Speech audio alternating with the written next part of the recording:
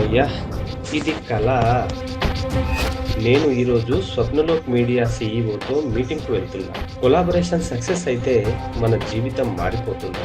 Especially మన ఇద్దరిది అని రాసి ఉన్న పేపర్ చూసి చిన్నగా నవ్వుకున్నాడు సాగర్.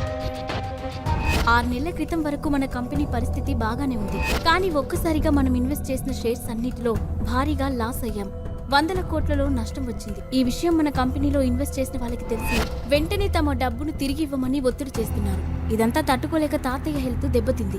ఆయన 24 గంటలు అదే ఆలోచిస్తూ భయంతో టెన్షన్ పడుతున్నారు. ఆయన చేతుల్లో ఎదిగిన కంపెనీ ఇప్పుడు కళ్ళ ముందే కూలిపోతే ఆయన తట్టుకోలేరు. అందుకే ఇప్పుడు నువ్వు మన కంపెనీలో ఇన్వెస్ట్ చేస్తే పరిస్థితులన్నీ చక్కబడతాయి. ఏమంటావ్ అని ఆశగా సాగర్ కళ్ళలోకి చూస్తూ అడిగాడు వైభవ్. అతను చెప్పింది విన్న సాగర్ కి వాళ్ళు తనను పిలిచింది తనపై ప్రేమతో కాదని తన దగ్గరున్న డబ్బు కోసమని పూర్తిగా అర్థమైంది. అందుకే మానవ సంబంధాలన్నీ కేవలం ఆర్థిక సంబంధాలే అని కార్ల్ మార్క్స్ ఎప్పుడూ చెప్పాడు అని నిరాశగా తనలో తానే అనుకొని వైభవ్ వైపు చూసి ఎంత డబ్బు కావాలి? తన ముందున్న కాఫీని సిప్ చేస్తూ అడిగాడు సాగర్. 800 కోట్లు సింపుల్ గా చెప్పాడు వైభవ్.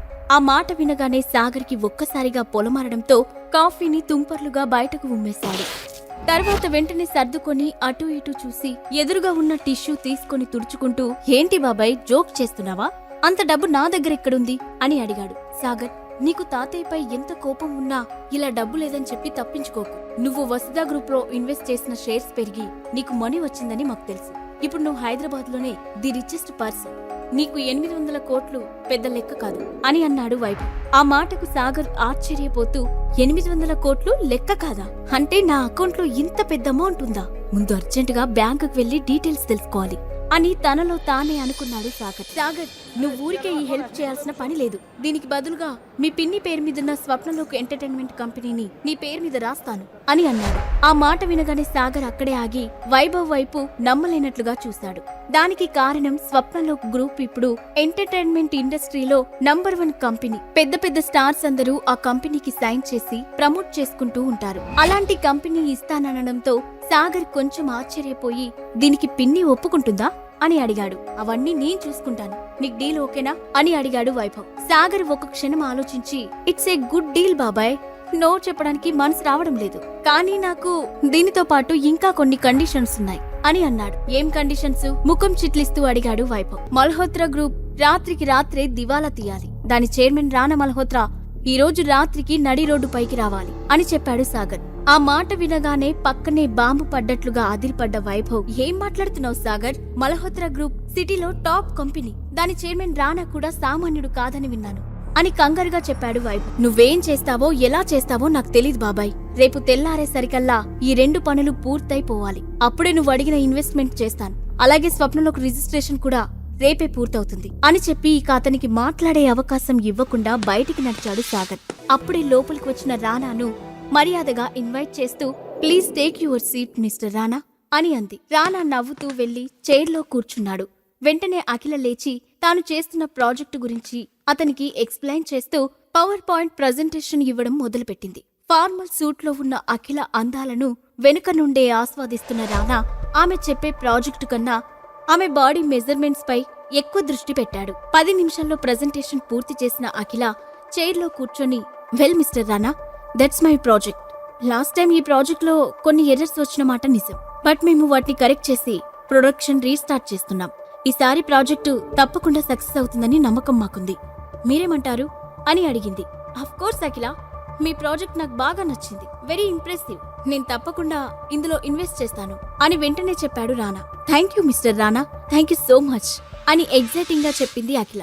రానా ఇందులో మనీ ఇన్వెస్ట్ చేస్తే ఆ ఫండ్స్ తో ముందు ప్రాబ్లం నుండి బయటపడొచ్చు అని మనసులోనే లెక్కలు వేసుకుంది. అయితే మనిద్దరం ఇక నుండి కలిసి బిజినెస్ చేయబోతున్నాం కాబట్టి మనం ఈ మూవ్మెంట్ ని సెలబ్రేట్ చేసుకోవాలి అఖిల. సో ఈ రోజు నేను ఇవ్వబోతున్న పార్టీకి నువ్వు తప్పకుండా రావాలి నవ్వుతూ అడిగాడు రానా. అది వినగానే అఖిల ముఖం సీరియస్ గా మారిపోయింది. అతని ఉద్దేశం ఆమెకు పూర్తిగా అర్థమవుతూనే ఉంది.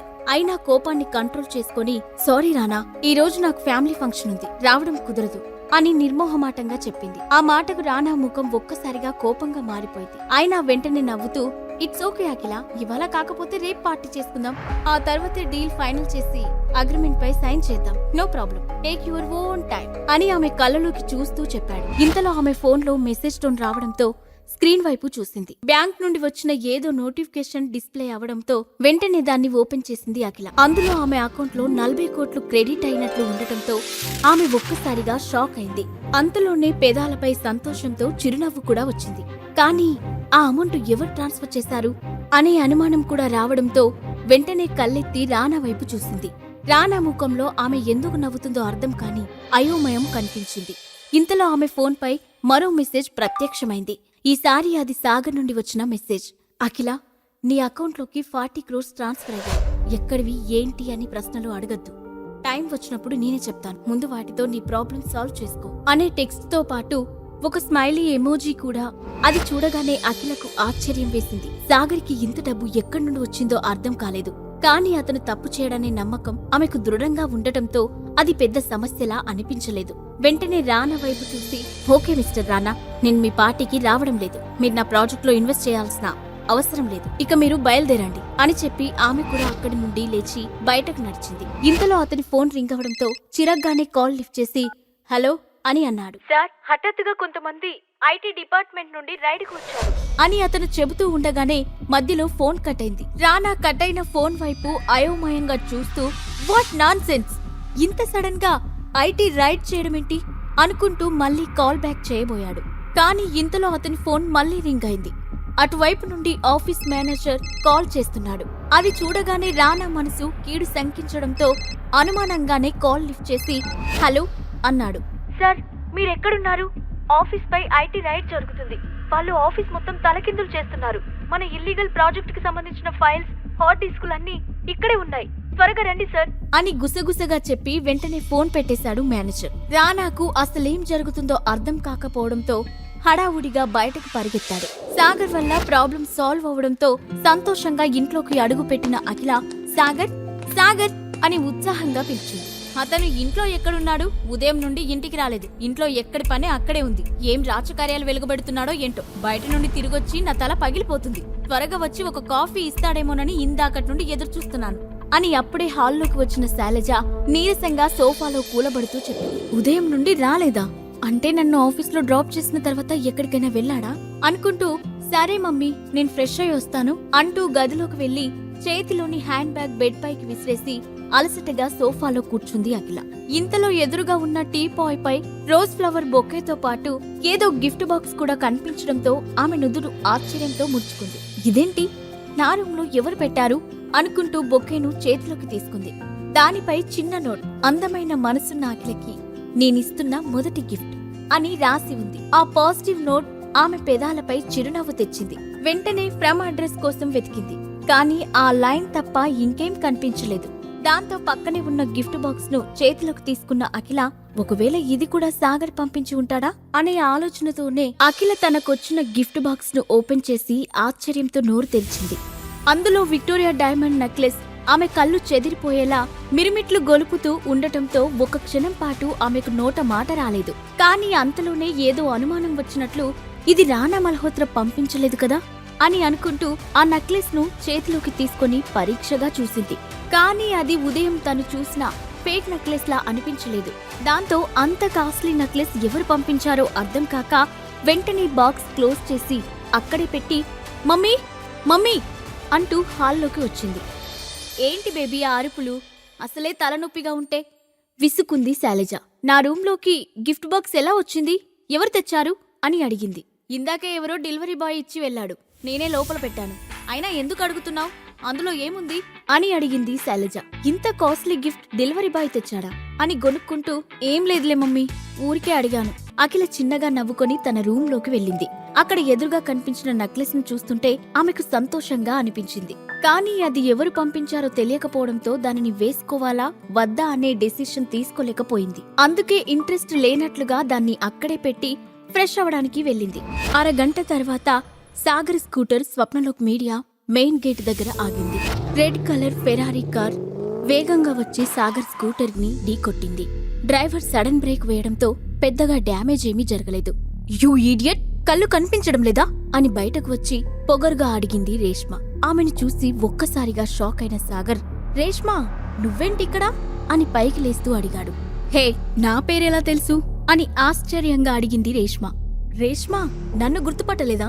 మీ క్లాస్మేట్ సాగర్ని అని గుర్తు చేస్తున్నట్లుగా అన్నాడు సాగర్. అయినా నువ్వేంటి దారికడ్డంగా ఈ డొక్కు స్కూటర్ వేసుకుని తిరుగుతున్నావు? అసలు నీలాంటి వాళ్ళని లోపలికెలా రానిచ్చారు అని అతడిని కింది నుంచి పై వరకు చూస్తూ అడిగింది. ఇంతలో ఆ అరుపులు విని ఏంటిక్కడ గొడవ అని అంటూ వాళ్ళ దగ్గరికి వచ్చాడు అసిస్టెంట్ మేనేజర్ విక్రమ్. చూడండి విక్రమ్, వీడేం చేశాడో, అస్సలు ఇలాంటి వాళ్ళని లోపలికెందుకు రాణిస్తున్నారు అని కోపంగా అడిగింది రేష్మ.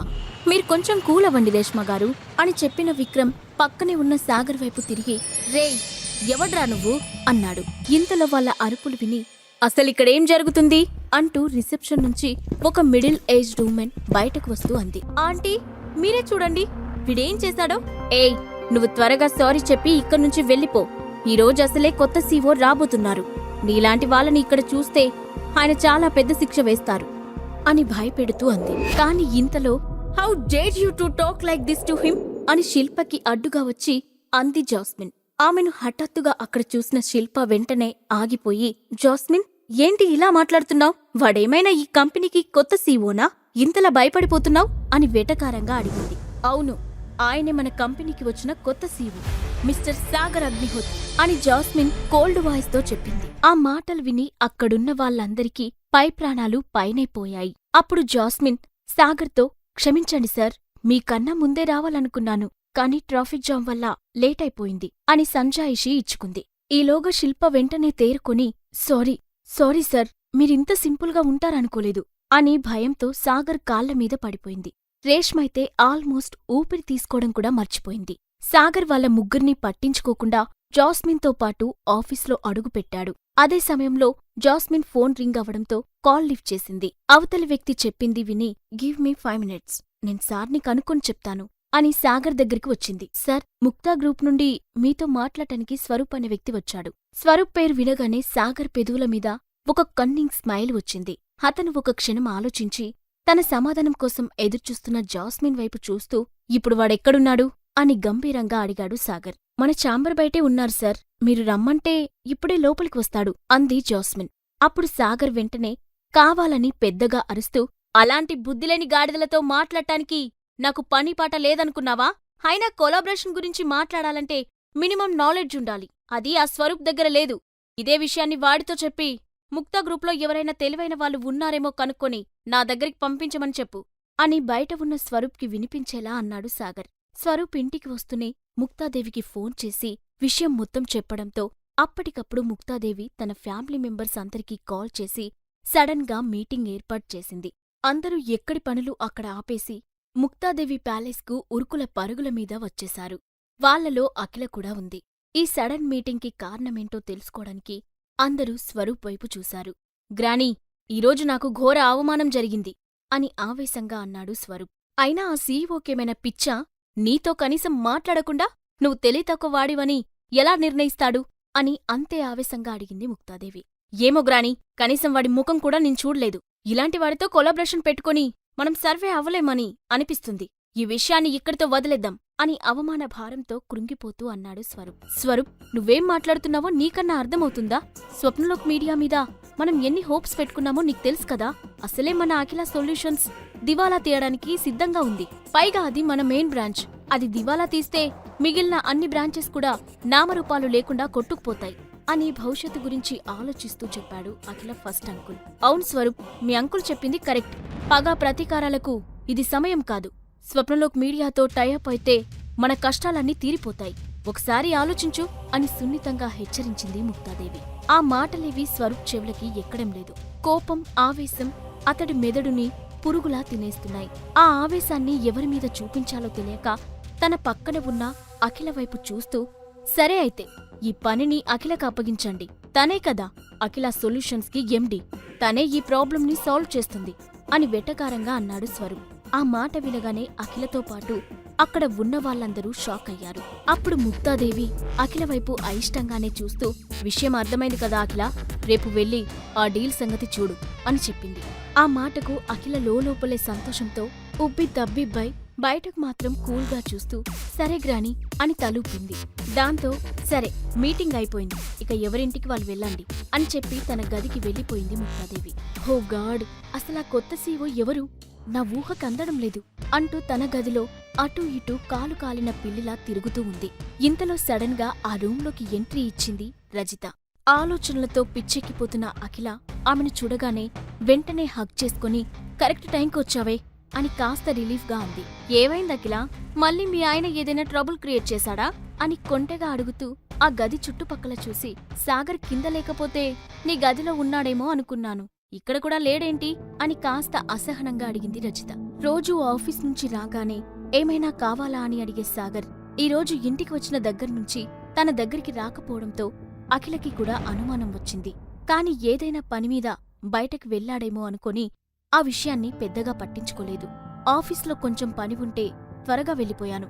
మేబీ నా వెనకాల సాగర్ కూడా ఏదైనా పనిమీద బయటకు వెళ్లాడేమో అని చెప్పింది అఖిల. ఏంటఖిల సమాధానం? మొగుడు ఇంట్లో లేకపోతే ఎక్కడికి వెళ్లాడో ఏం చేయడానికి వెళ్లాడో కనీసం తెలుసుకోవా అని బెడ్ మీద కూర్చొని నవ్వుతూ అంది రజిత. సాగర్కి కూడా లైఫ్ ఉంది, తన లైఫ్ తనిష్టం, ఎక్కడికైనా వెళ్తాడు. నేను ప్రతి విషయాన్ని అడగవలసిన పనేముంది? చిన్నగా నవ్వుతూ అంది అఖిల. ఆ మాటకు రజిత కొంచెం ఆశ్చర్యంగా చూసి, చిన్నప్పటి నుండి చూస్తున్నా, అయినా నువ్వు నాకస్సలు అర్థం కావే.